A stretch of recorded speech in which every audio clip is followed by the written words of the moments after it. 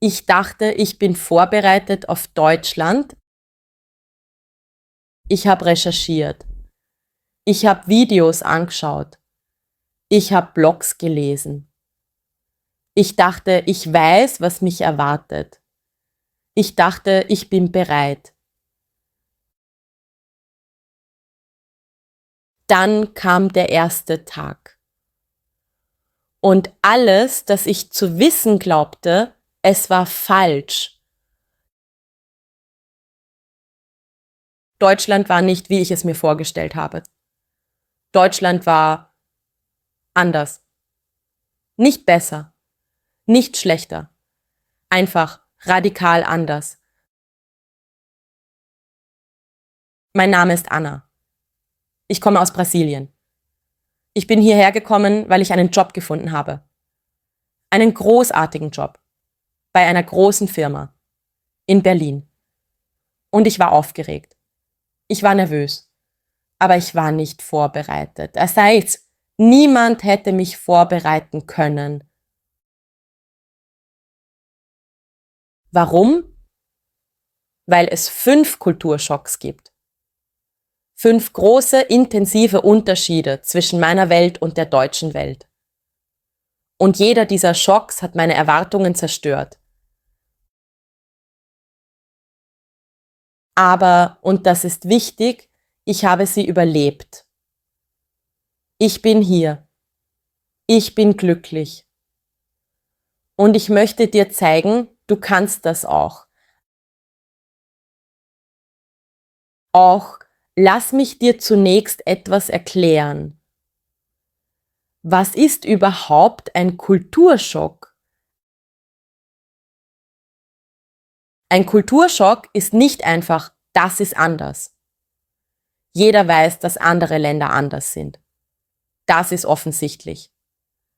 Ein Kulturschock ist etwas viel Tieferes. Ein Kulturschock ist, wenn deine fundamentalen Werte, die Dinge, die du als selbstverständlich betrachtest, plötzlich nicht mehr gelten. Das ist existenziell. Das erschüttert dich. Das zerstört dein Weltverständnis. Aber, und das ist die gute Nachricht, das ist auch eine Chance. Eine Chance zu verstehen, wer du bist. Eine Chance zu verstehen, warum deine Kultur so ist, wie sie ist. Eine Chance zu wachsen. Vokabelinsel. Was bedeutet Kulturschock? Das ist das Gefühl, wenn du in einer neuen Kultur bist und nichts macht Sinn. Nichts funktioniert, wie du es erwartet hast. Und hier ist das Wichtigste. Ein Kulturschock ist kein Fehler. Das ist nicht deine Schuld. Ein Kulturschock ist einfach normal. Es passiert jedem. Es passiert dir. Und es wird passieren. Aber wenn du verstehst, warum Kulturschocks passieren, wenn du verstehst, dass hinter jedem Schock eine Logik steckt, dann werden die Schocks nicht schlimmer. Die Schocks werden tatsächlich interessant. Auch was sind diese 5 Kulturschocks? Der erste Kulturschock ist Direktheit. Deutsche sind nicht unhöflich. Deutsche sind direkt. Und das zerstört alles, das du über Höflichkeit zu wissen glaubst. Der zweite Kulturschock ist Bürokratie. Deutsche lieben Regeln. Deutsche lieben Systeme. Und wenn du dich gegen das System stellst, du wirst verlieren. Der dritte Kulturschock ist Pünktlichkeit. Deutsche sind nicht besessen von Zeit. Deutsche respektieren Zeit. Und wenn du zu spät kommst, deine Reputation ist ruiniert. Der vierte Kulturschock ist Privatsphäre. Deutsche sind nicht herzlos. Deutsche respektieren Grenzen. Und wenn du zu nah kommst, der Deutsche wird dich stoppen. Der 5. Kulturschock ist die Arbeits-Lebenstrennung. Deutsche arbeiten nicht, um zu leben. Deutsche leben und arbeiten ist nur ein Teil davon. Und wenn du das nicht verstehst, deine Gesundheit ist in Gefahr. In den nächsten 45 Minuten werden wir alle 5 durchgehen. Und ich werde dir zeigen, mit Annas Geschichte, wie sie überlebt hat. Wie sie verstanden hat. Wie sie sich transformiert hat. Und am Ende wirst du verstehen, Kulturschocks sind nicht das Problem. Kulturschocks sind die Lösung.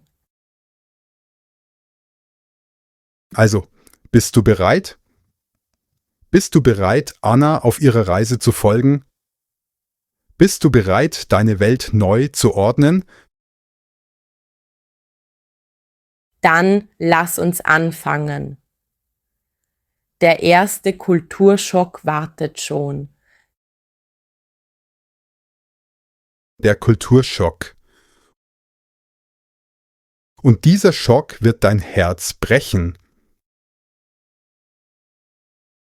Anna sitzt im Konferenzraum. Es ist ihr erstes Teammeeting. Sie ist nervös. Sie möchte einen guten Eindruck machen. Sie sitzt still. Sie hört zu. Sie nimmt Notizen. Der Chef, sein Name ist Klaus, sitzt am Kopfende des Tisches. Klaus schaut auf die Agenda. Klaus schaut Anna an. Und Klaus sagt, Anna, ich habe dein Deutsch gehört. Dein Deutsch ist nicht gut genug. Dein Akzent ist zu stark. Du brauchst intensiveres Sprachtraining. Das ist nicht optional. Das ist notwendig. Und Anna. Anna sitzt da und sie fühlt sich wie geschlagen.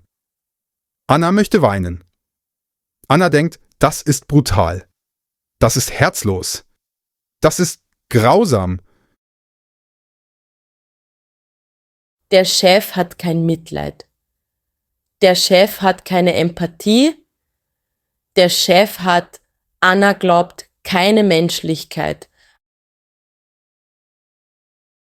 Aber hier ist das Problem mit Annas Denken. Anna versteht nicht, wie deutsche Kultur funktioniert.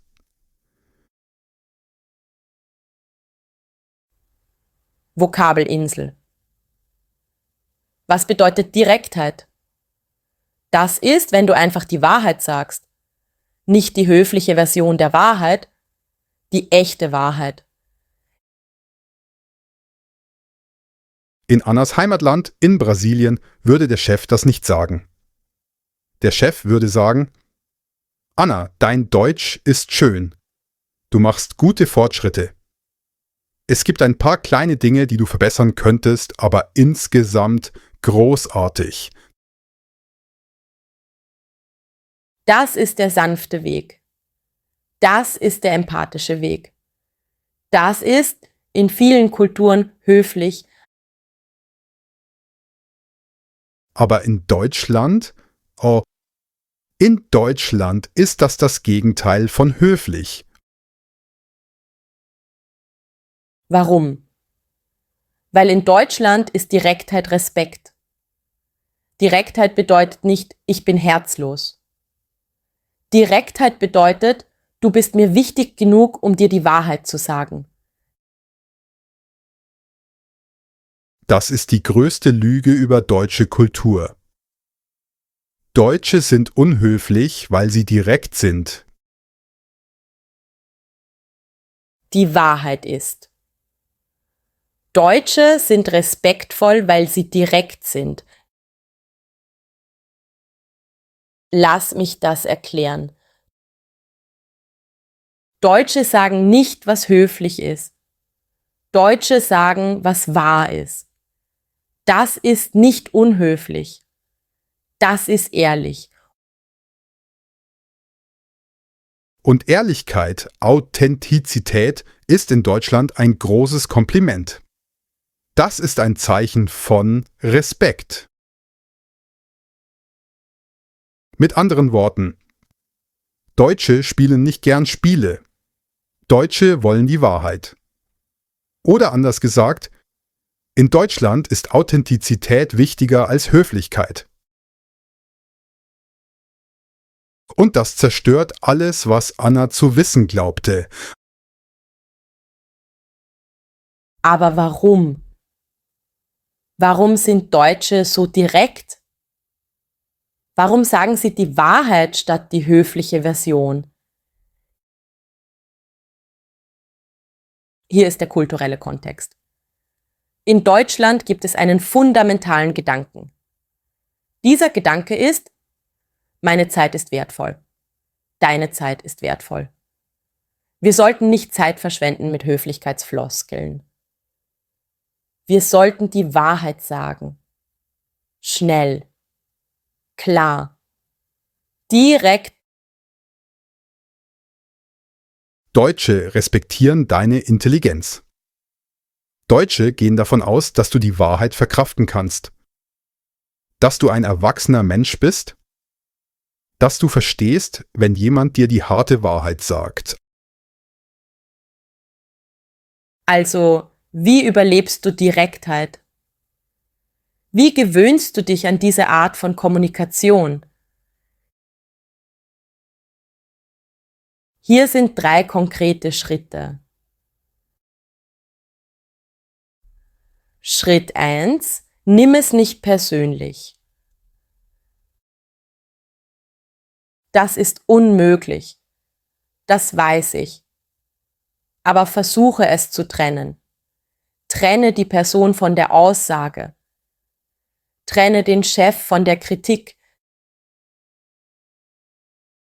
Der Chef kann dich lieben und gleichzeitig kann der Chef dein Deutsch kritisieren. Das sind 2 verschiedene Dinge. Mit anderen Worten, die Person ist nicht die Kritik. Oder anders gesagt, Kritik ist über Leistung, nicht über deinen Wert als Mensch. Schritt 2: Stelle Fragen. Wenn dein Chef dir sagt, dass etwas nicht gut ist, frag nach. Frag: Was genau kann ich besser machen? Gib mir ein Beispiel. Das zeigt 2 Dinge. Erstens, du akzeptierst die Direktheit. Zweitens, du möchtest besser werden. Und das werden Deutsche respektieren. Schritt 3. Sei selbst direkt. Das ist das Wichtigste. Wenn du direkt bist, wenn du authentisch bist, wenn du die Wahrheit sagst statt die höfliche Version, dann werden Deutsche dich respektieren. Deutsche mögen Menschen, die wissen, was sie wollen. Deutsche mögen Menschen, die ihre Meinung sagen. Deutsche mögen Menschen, die nicht um den heißen Brei herumreden. Also, Anna sitzt nach der Besprechung allein. Sie weint. Sie denkt: Ich passe hier nicht hin. Ich sollte gehen. Deutschland ist nicht für mich. Aber dann spricht der Chef mit ihr. Privat. Der Chef, Klaus, setzt sich neben Anna. Und Klaus sagt: Anna, ich weiß, das war hart. Ich weiß, du bist traurig. Aber ich muss dir etwas sagen. Ich sage dir das nicht, weil ich dich nicht mag. Ich sage dir das, weil ich glaube, dass du großartig sein kannst. Wenn ich dir nicht die Wahrheit sagen würde, wenn ich dir einfach sagen würde, das ist großartig, dann würde das bedeuten, du bist mir nicht wichtig. Ich glaube nicht, dass du besser werden kannst. Aber ich glaube das. Deswegen sage ich dir die Wahrheit. Und Anna versteht, und Anna weint wieder. Aber jetzt nicht aus Trauer, aus Erleichterung, aus Verständnis. Und Anna denkt, ach, das ist nicht herzlos. Das ist das Gegenteil. Das ist Liebe. Das ist jemand, der in dich investiert. Und von diesem Moment an verändert sich alles für Anna. Anna fängt an, die deutsche Direktheit zu verstehen. Anna fängt an, deutsche Kultur zu verstehen. Und Anna fängt an, langsam glücklich zu sein. Auch fassen wir zusammen. Der erste Kulturschock ist Direktheit. Und das ist nicht unhöflich. Das ist respektvoll. Deutsche sagen die Wahrheit, weil sie glauben, dass du großartig sein kannst. Aber es gibt noch 4 Kulturschocks. Und der nächste wird Anna noch mehr testen. Der zweite Kulturschock, das ist Bürokratie. Und das wird Annas Vertrauen in die Menschheit testen. Und dieser wird Anna und dich wirklich testen. Anna braucht eine neue Wohnung. Anna denkt, das ist einfach. Ich finde eine Wohnung, ich unterschreibe einen Vertrag, ich bin fertig. Das braucht vielleicht eine Woche, maximal 2 Wochen. Aber das ist nicht, wie es funktioniert. Das ist nicht, wie es in Deutschland funktioniert. Zuerst braucht Anna einen Einwohnermeldeschein.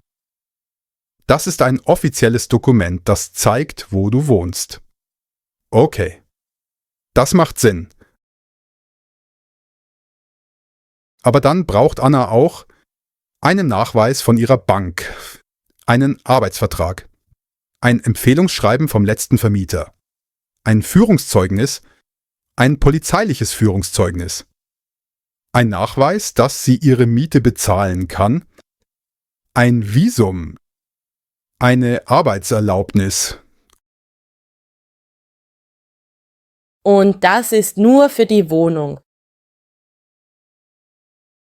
Dann braucht Anna auch eine Versicherung, eine Krankenversicherung, eine Haftpflichtversicherung, ein Konto bei einer Bank, eine Kreditkarte, eine Referenznummer, eine Steuernummer, ein Gehaltnachweis. Und das ist nicht alles.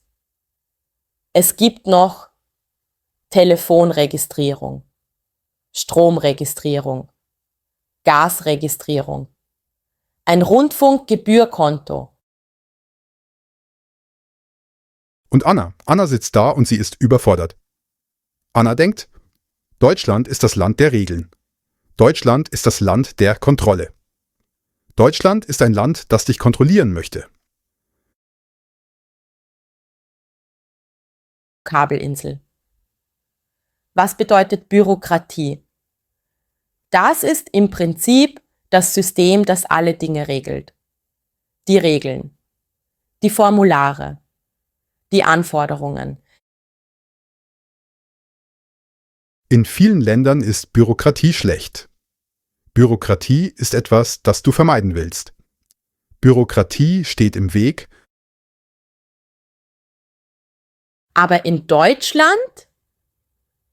In Deutschland ist Bürokratie tatsächlich die Lösung. Das ist paradox, no, das ist verrückt. Aber das ist wahr. Und hier ist warum. Deutsche Bürokratie versucht nicht dich zu ärgern. Das ist ein Nebeneffekt. Das Ziel ist nicht Kontrolle.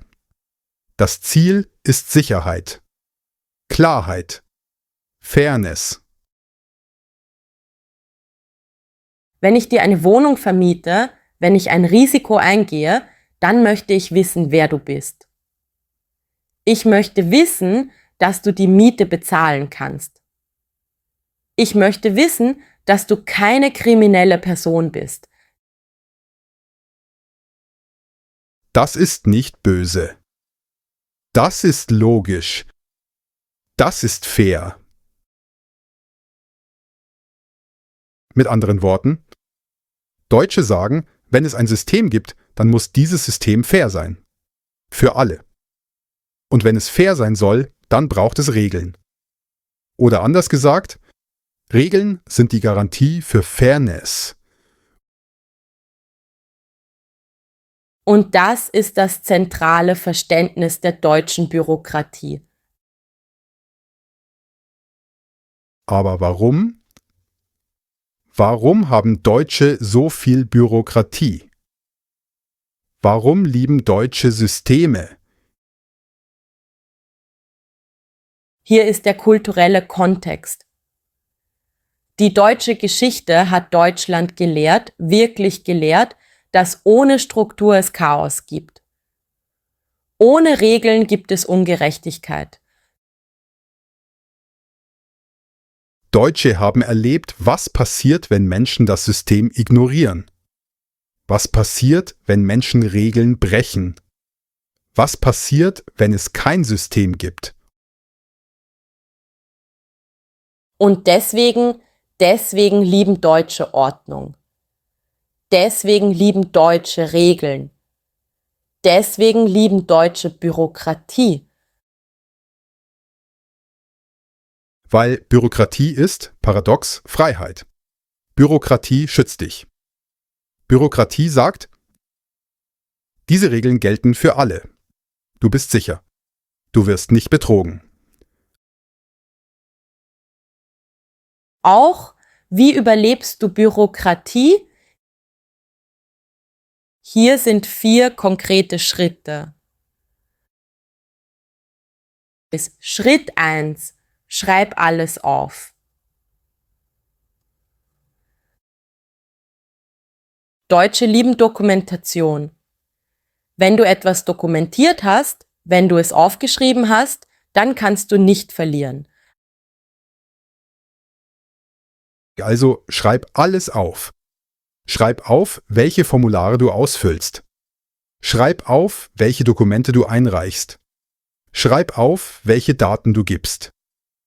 Schreib auf, welche Versprechen man dir macht.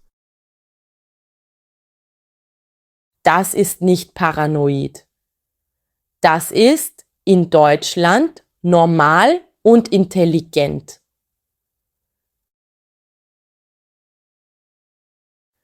Schritt 2. Lerne die Regeln. Das klingt offensichtlich. Aber lerne die Regeln wirklich. Nicht von Wikipedia. Nicht von einem Blog. Lies die offizielle Webseite. Lies das offizielle Formular. Lies das offizielle Dokument. Deutsche Regeln sind sehr präzise. Deutsche Regeln sind oft in vielen Schichten. Wenn du die Regeln wirklich lernst, wenn du sie verstehst, dann kannst du sie nutzen. Mit anderen Worten, Bürokratie ist nicht dein Feind, wenn du sie verstehst. Oder anders gesagt, Bürokratie ist dein Werkzeug, wenn du es nutzt. Schritt 3. Sei geduldig. Bürokratie braucht Zeit. Das ist nicht ineffizient. Das ist eine Sicherheitsmaßnahme. Der Grund, warum Bürokratie so lange dauert, ist nicht, dass sie ineffizient ist, es ist, dass sie sicher sein muss. Die Behörde überprüft alles. Die Behörde macht sicher, dass alles in Ordnung ist. Also sei geduldig. Warte. Vertrau dem System.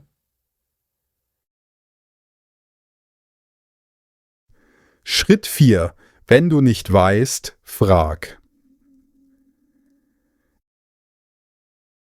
Es ist nicht dumm zu fragen. Es ist dumm, es falsch zu machen. Also, wenn du nicht weißt, wie etwas funktioniert, frag. Frag bei der Behörde. Frag einen Freund, der es gemacht hat. Frag einen Anwalt. Frag jemanden, der es weiß. Okay. Annas Geschichte mit der Bürokratie.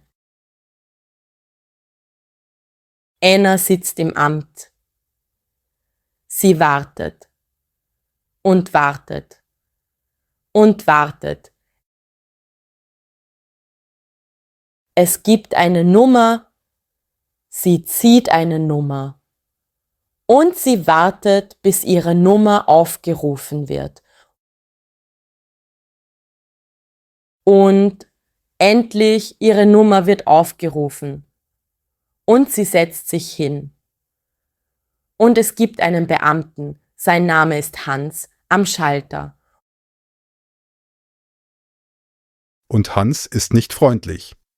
Hans ist nicht böse. Hans ist neutral. Hans hat eine Aufgabe. Hans hat 1000 Fragen.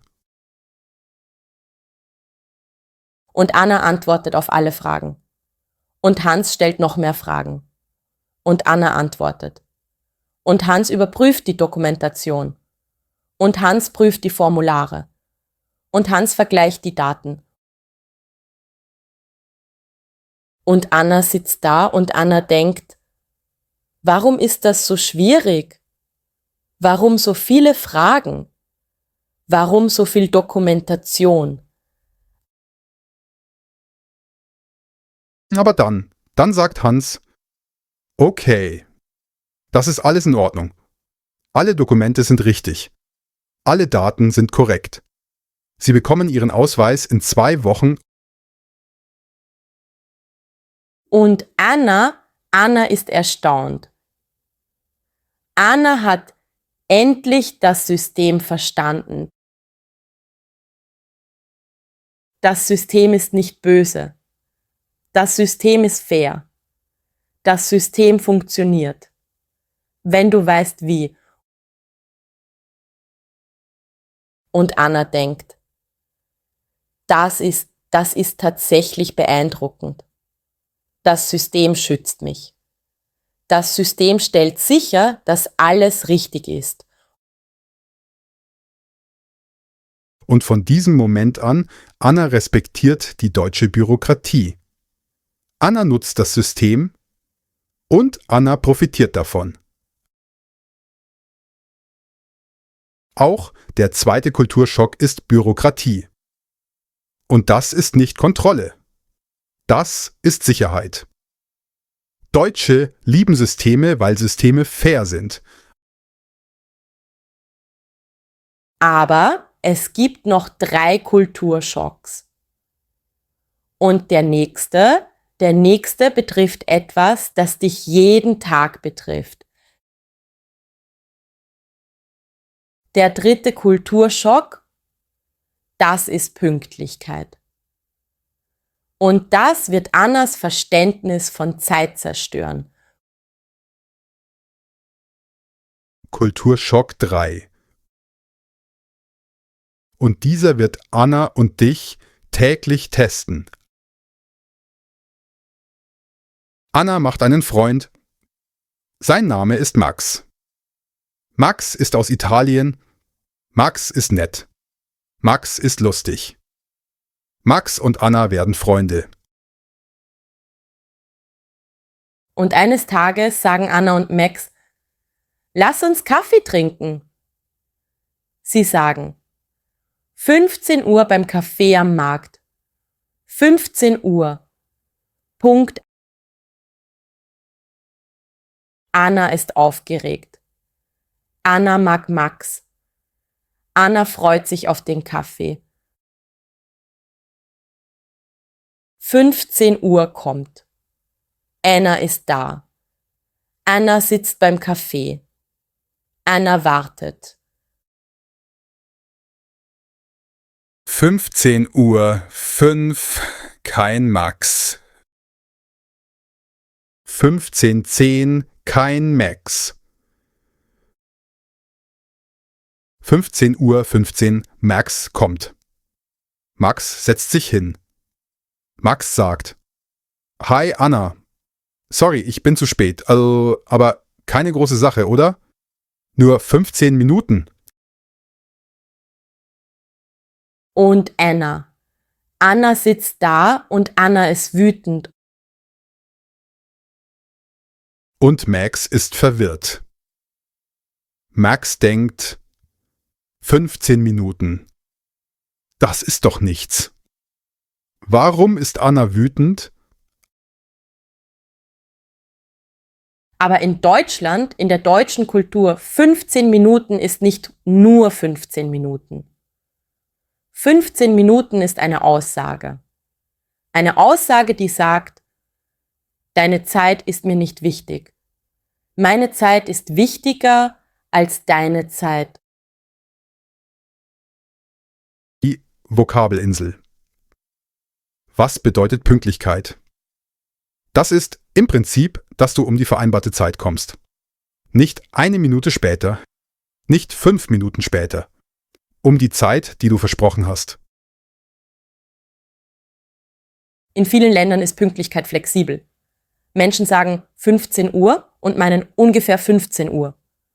Ungefähr 15:10 oder 15:20. Das ist okay. Das ist normal. Aber in Deutschland? In Deutschland bedeutet 15 Uhr, genau, 15 Uhr. 1500. Punkt. Nicht 15:05. Nicht 15:01. 1500. Und das ist nicht Obsession. Das ist Respekt. Mit anderen Worten, Deutsche sind nicht besessen von Zeit. Deutsche respektieren Zeit. Oder anders gesagt, Pünktlichkeit ist Respekt vor dem anderen Menschen. Aber warum? Warum sind Deutsche so obsessiv mit Zeit? Hier ist der kulturelle Kontext. Deutsche Kultur hat verstanden, aus langer Erfahrung, dass wenn ich dir eine Zeit verspreche und dann nicht komme, dann zerstöre ich dein Vertrauen. Nicht nur das Vertrauen zu mir. Das Vertrauen zu deinem ganzen Tag. Das Vertrauen zu deinem Leben. Wenn ich dir sage 15 Uhr und dann um 15:15 Uhr komme, dann habe ich dir 15 Minuten deines Lebens genommen. 15 Minuten, in denen du warten musst. 15 Minuten, in denen du etwas anderes tun könntest. Und das ist respektlos. Das ist nicht okay. Auch Pünktlichkeit ist die Basis von Vertrauen. Pünktlichkeit ist die Basis von Respekt.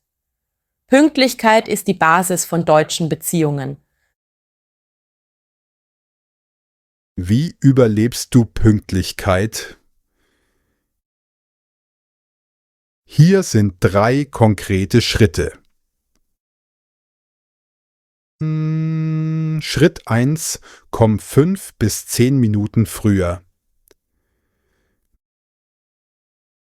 Nicht pünktlich. Früher. Das zeigt nicht nur, dass du pünktlich bist, das zeigt, dass du das ernst nimmst. Das zeigt, dass du die Zeit des anderen Menschen respektierst.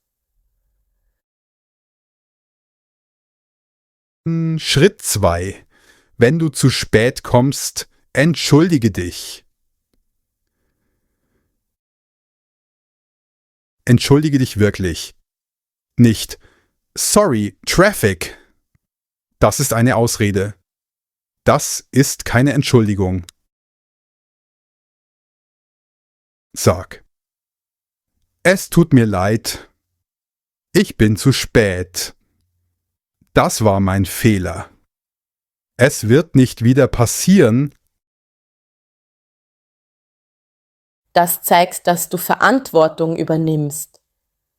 Das zeigt, dass dir der andere Mensch wichtig ist. Fähre hin. Schritt 3. Plane eine Pufferzeit ein. Wenn du glaubst, du brauchst 20 Minuten, plane 30 Minuten ein. Wenn du glaubst, du brauchst 10 Minuten, plane 15 Minuten ein. Warum? Weil es immer unerwartete Dinge gibt. Es gibt Traffic, es gibt lange Linien, es gibt Probleme. Und wenn du eine Pufferzeit hast, wenn du früher kommst, dann bist du sicher. Okay. Annas Geschichte mit Max. Max kommt 15 Minuten zu spät. Und Anna sitzt da. Und Anna ist nicht böse. Anna ist traurig. Und Max setzt sich hin. Und Max sieht, dass Anna traurig ist. Und Max versteht endlich, dass das ein Problem ist. Und Max sagt: Anna, es tut mir leid. Ich bin zu spät. Das war mein Fehler. Ich hätte früher gehen sollen. Ich hätte eine Pufferzeit einplanen sollen. Es tut mir wirklich leid. Und da ändert sich etwas. Anna sieht, dass Max versteht. Und Anna sagt: Das ist okay. Aber bitte, nächstes Mal sei pünktlich. Das ist mir wichtig. Pünktlichkeit ist ein Zeichen von Respekt. Und Max versteht. Und Max nickt. Und Max sagt: Ich verstehe. Es wird nicht wieder passieren. Und Max wird pünktlich sein. Nicht, weil Max Angst hat, weil Max verstanden hat. Pünktlichkeit ist Liebe. Pünktlichkeit ist Respekt. Und Anna und Max trinken ihren Kaffee. Und alles ist in Ordnung. Auch der dritte Kulturschock ist Pünktlichkeit. Und das ist nicht Obsession. Das ist Respekt. Deutsche respektieren Zeit, weil deutsche Menschen respektieren. Aber es gibt noch 2 Kulturschocks. Und der nächste betrifft dein tiefster Privatleben. Der 4. Kulturschock, das ist Privatsphäre. Und das wird überraschend sein. Und dieser wird Anna überraschen. Anna sitzt im Büro. Es ist ein normaler Arbeitstag. Anna arbeitet an einem Projekt. Und ein Kollege sitzt neben ihr. Der Kollege, sein Name ist Klaus, setzt sich hin. Und Klaus sagt: Anna, wie viel verdienst du? Und Anna ist schockiert. In Brasilien, in Annas Heimatland, ist das eine normale Frage. Das ist Teil der Kollegenbeziehung. Das ist nicht privat. Das ist alltäglich. Das ist einfach etwas, das du fragst. Aber in Deutschland, in der deutschen Kultur, ist das ein großes Tabu. Anna denkt: Klaus mag mich nicht. Klaus ist unhöflich. Klaus respektiert meine Grenze nicht. Aber die Wahrheit ist, Klaus hat eine Grenze überschritten. Und das ist in Deutschland das größte Zeichen von Respektlosigkeit. Vokabelinsel. Was bedeutet Privatsphäre? Das ist im Prinzip dein persönliches Leben. Die Dinge, die nur dich betreffen. Die Dinge, die nicht öffentlich sind. In Deutschland ist Privatsphäre heilig. Privatsphäre ist nicht etwas, das du verdienen musst. Privatsphäre ist dein Recht. Und wenn jemand in deine Privatsphäre kommt, wenn jemand zu persönliche Fragen stellt, dann ist das respektlos. Mit anderen Worten. Deutsche teilen ihr Privatleben nicht. Das ist nicht herzlos. Das ist Grenzrespekt. Oder anders gesagt, Privatsphäre ist Respekt. Aber warum respektieren Deutsche Privatsphäre so intensiv? Warum ist Privatsphäre so wichtig? Hier ist der kulturelle Kontext. Deutsche Geschichte hat Deutsche gelehrt, wirklich gelehrt, dass Grenzen wichtig sind. Dass es schlecht ist, wenn dein Privatleben kontrolliert wird. Wenn deine persönlichen Informationen genommen werden. Wenn deine Grenzen nicht respektiert werden. Deswegen respektieren Deutsche Grenzen so intensiv. Deswegen ist Privatsphäre so wichtig. Deswegen ist das Überschreiten von Grenzen das größte Zeichen von Respektlosigkeit. Privatsphäre ist nicht kalt. Privatsphäre ist Sicherheit. Auch in Deutschland darfst du nicht fragen, Wie viel verdienst du? bist du in einer Beziehung? Warum bist du nicht verheiratet? Hast du Kinder? Warum hast du keine Kinder? Wie viel zahlst du für deine Wohnung? Hast du psychische Probleme? Warum bist du nicht religiös? Das sind alle zu persönlich. Das sind alle private Themen. Das bedeutet nicht, dass Deutsche nicht über diese Dinge sprechen. Das bedeutet, sie sprechen über diese Dinge mit engen Freunden, mit Familie, mit Leuten, denen sie vertrauen. Aber mit Kollegen? Mit neuen Freunden? Mit Menschen, die sie gerade kennengelernt haben? Nein, das ist zu persönlich. Wie überlebst du Privatsphäre? Hier sind 3 konkrete Schritte. Schritt 1. Teile nicht zu viel. Das ist schwer. Das weiß ich. Besonders wenn du aus einer Kultur kommst, wie Brasilien, wo Teilen normal ist. Wo Menschen ihr Leben teilen. Wo Nähe normal ist. Aber in Deutschland halte dein Privatleben privat. Teile deine persönlichen Informationen nicht mit Menschen, die du gerade kennengelernt hast. Mit anderen Worten, Vertrauen braucht Zeit. Oder anders gesagt, erst wenn du jemanden wirklich kennst, erst dann teilst du persönliche Dinge. Schritt 2. Wenn jemand zu persönlich wird, sag es. Wenn jemand dich fragt, was zu persönlich ist, wenn jemand Grenzen überschreitet, dann sag es. Sag. Das ist privat. Ich möchte nicht darüber sprechen. Das ist nicht unhöflich. Das ist klar. Deutsche mögen Klarheit.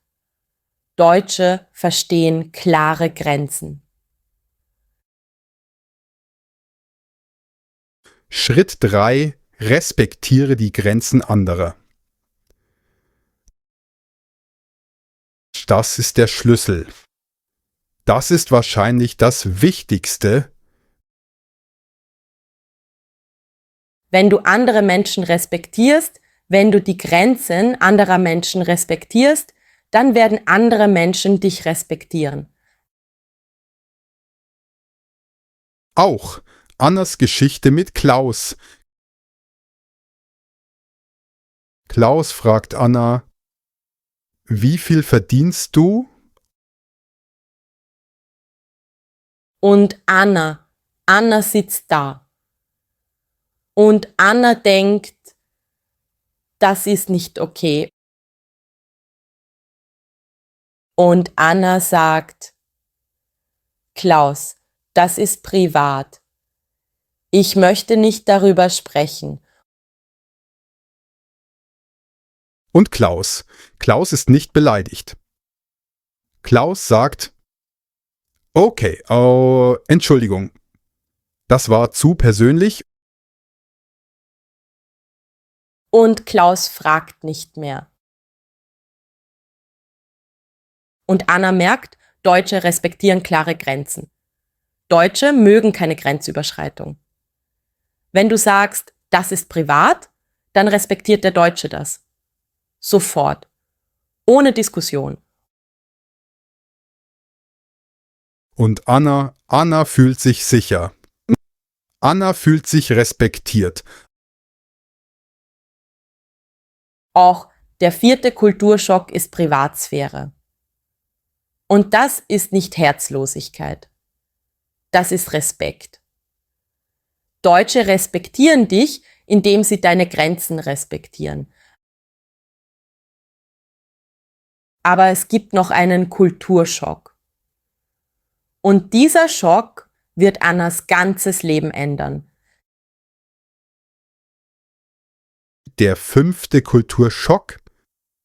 Das ist die Trennung von Arbeit und Leben. Und das wird Annas Gesundheit retten. Und dieser Schock ist anders als die anderen. Dieser Schock ist tatsächlich gut für Anna. Anna arbeitet bei einer großen Firma. Anna liebt ihren Job. Anna arbeitet gerne. Anna ist ambitioniert. Anna möchte zeigen, dass sie gut ist. Und eines Tages um 17:30 Uhr sitzt Anna noch am Schreibtisch. Anna arbeitet.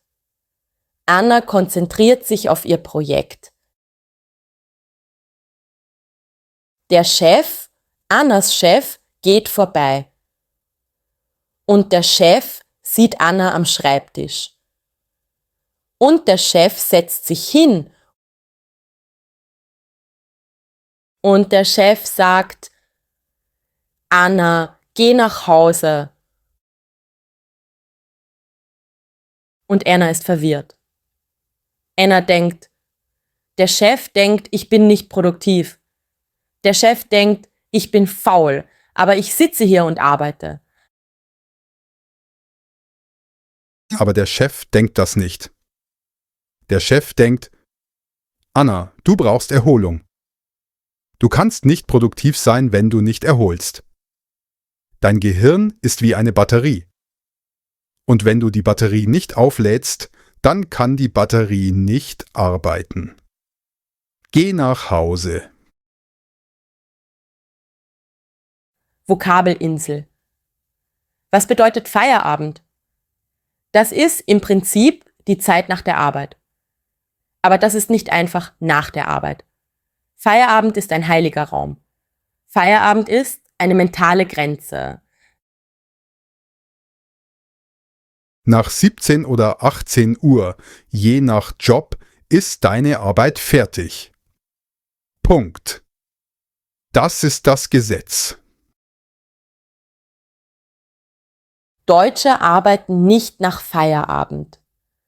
Deutsche antworten nicht auf E-Mails nach Feierabend. Deutsche denken nicht über Arbeit nach Feierabend. Mit anderen Worten, Deutsche trennen Arbeit und Leben. Das ist nicht faul, das ist notwendig.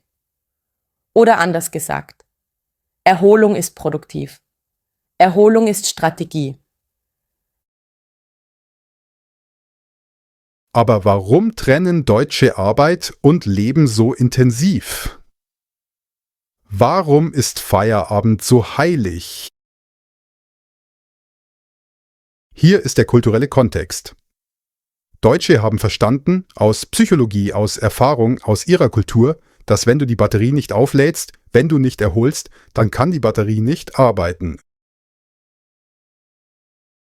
Wenn du ständig arbeitest, wenn du ständig erreichbar bist, wenn du ständig über Arbeit nachdenkst, dann wirst du am Ende ein Burnout haben.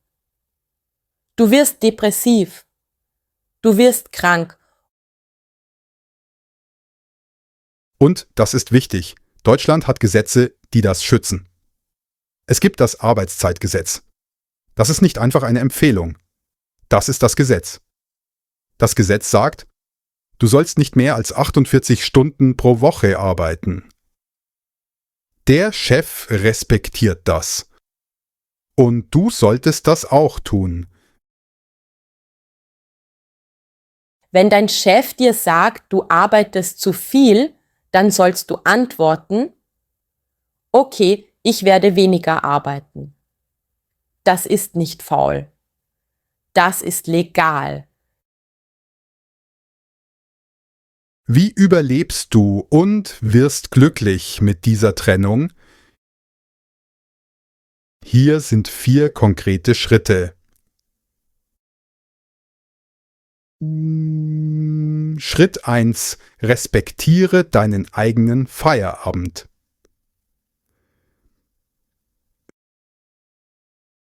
Wenn es 17 Uhr ist oder 18 Uhr oder wann immer deine Zeit endet, dann ist es vorbei. Punkt. Das ist nicht unhöflich. Das ist dein Recht. Schritt 2. Antworte nicht auf E-Mails nach deinem Feierabend. Das ist nicht respektlos. Das ist notwendig. Das ist deine Gesundheit. Wenn dein Chef dir eine E-Mail um 20 Uhr schreibt, dann musst du nicht antworten. Du antwortest morgen. Das ist okay. Schritt 3. Nutze deine Freizeit. Das ist nicht optional. Das ist notwendig. Geh spazieren. Treffe Freunde. Schlaf gut. Lies. Höre Musik. Mach etwas, das dir Spaß macht. Das ist nicht Faulheit. Das ist Selbstschutz. Schritt 4. Wenn dein Chef dir sagt, du arbeitest zu viel, höre auf ihn. Der Chef hat recht. Dein Gehirn braucht Erholung. Dein Körper braucht Ruhe. Dein Leben braucht nicht Arbeit. Okay. Annas Geschichte mit Feierabend. Anna hört auf zu arbeiten. Anna schließt ihren Laptop. Anna packt ihre Taschen. Anna geht nach Hause. Und Anna genießt ihren Feierabend. Anna geht spazieren in Berlin. Anna sieht die Spree. Anna sitzt im Park. Anna liest ein Buch. Anna trifft Max. Max und Anna gehen ins Kino. Anna lacht. Anna genießt das Leben und Anna schläft gut. Anna schläft tief. Und am nächsten Morgen, Anna ist erfrischt. Anna ist ruhig. Anna ist tatsächlich produktiver. Und Anna arbeitet besser. Anna trifft bessere Entscheidungen. Anna ist glücklicher. Und Anna versteht, dieser Kulturschock ist nicht ein Problem. Das ist die Lösung. Deutschland hat Anna beigebracht, wie man lebt. Nicht einfach arbeitet. Lebt. Okay. Wir haben alle 5 Kulturschocks durchgegangen. Kulturschock 1. Direktheit. Deutsche sind nicht unhöflich. Deutsche sind respektvoll. Sie sagen die Wahrheit, weil sie an dich glauben. Kulturschock 2. Bürokratie. Ziel. Das ist nicht Kontrolle. Das ist Sicherheit. Deutsche lieben Systeme, weil Systeme fair sind. Kulturschock 3. Pünktlichkeit. Das ist nicht Obsession. Das ist Respekt. Deutsche respektieren Zeit, weil deutsche Menschen respektieren. Kulturschock 4. Privatsphäre. Das ist nicht Herzlosigkeit. Das ist Grenzrespekt. Deutsche respektieren dich, indem sie deine Grenzen respektieren. Kulturschock 5. Arbeitslebenstrennung. Das ist nicht Faulheit. Das ist Gesundheit. Deutsche arbeiten nicht, um zu leben. Deutsche leben und arbeiten ist nur ein Teil. Aber weißt du, was alle 5 Kulturschocks gemeinsam haben? Sie alle basieren auf Respekt. Aber deutscher Respekt ist anders als dein Respekt. Deutscher Respekt ist nicht emotional. Deutscher Respekt ist praktisch. Deutsche respektieren dich, indem sie dir die Wahrheit sagen, nicht die höfliche Lüge. Deutsche respektieren dich, indem sie Grenzen haben. Deutsche respektieren dich, indem sie pünktlich sind. Deutsche respektieren dich, indem sie deine Privatsphäre schützen. Deutsche respektieren dich, indem sie dir Erholung gönnen. Und wenn du das verstehst, wenn du wirklich verstehst, dann werden Kulturschocks nicht schlimmer. Kulturschocks werden tatsächlich Geschenke. Also, Anna. Anna hat eine lange Reise gemacht. Anna hat 5 große Kulturschocks erlebt. Anna hat geweint. Anna hat Frustration gefühlt. Anna hat sich verloren gefühlt. Aber Anna hat auch gelernt. Anna hat verstanden. Anna hat sich entwickelt. Und jetzt? Jetzt ist Anna glücklich. Anna hat gelernt, wie man in Deutschland lebt. Anna hat gelernt, wie man deutsche Kultur respektiert. Anna hat tatsächlich 2 Kulturen. Anna hat 2 Homes. Du brauchst jetzt nicht perfekt deutsch zu sein. Du brauchst jetzt nicht perfekt deutsche Kultur zu verstehen. Du brauchst nur verstehen. Diese Unterschiede sind nicht falsch. Diese Unterschiede sind einfach anders. Und anders bedeutet, du kannst lernen. Du kannst wachsen. Du kannst verstehen. Du wirst deine eigenen Kulturschocks haben. Du wirst deine eigenen Momente haben, in denen deine Welt zusammenbricht. Du wirst verwirrt sein. Du wirst frustriert sein. Du wirst vielleicht weinen. Aber jetzt weißt du, das ist normal. Das ist Teil des Lebens in einer neuen Kultur. Und noch wichtiger, das ist reversibel. Das ist lernbar. Also, jetzt bist du dran. Schreib in die Kommentare, welcher Kulturschock war für dich am größten? Was hat dich am meisten überrascht? Ich antworte auf jeden Kommentar. Ich möchte deine Geschichte hören. Und wenn dieses Video hilfreich war, wenn du etwas gelernt hast, dann abonniere den Kanal. Wir machen jede Woche neue Videos über Kultur, Sprache und das Leben in Deutschland. Videos, die dir helfen, nicht nur zu überleben, sondern zu gedeihen. Zum Abschluss, ich möchte dir etwas sagen.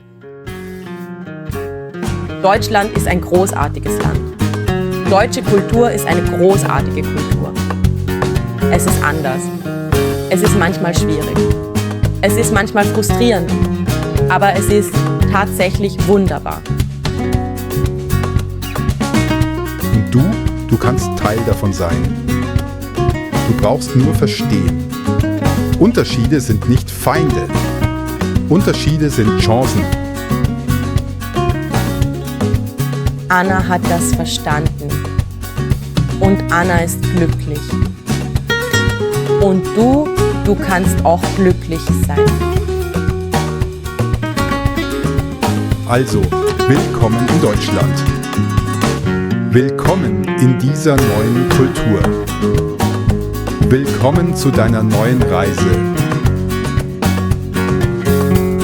Es wird schwierig sein. Aber es wird auch tatsächlich wunderbar sein.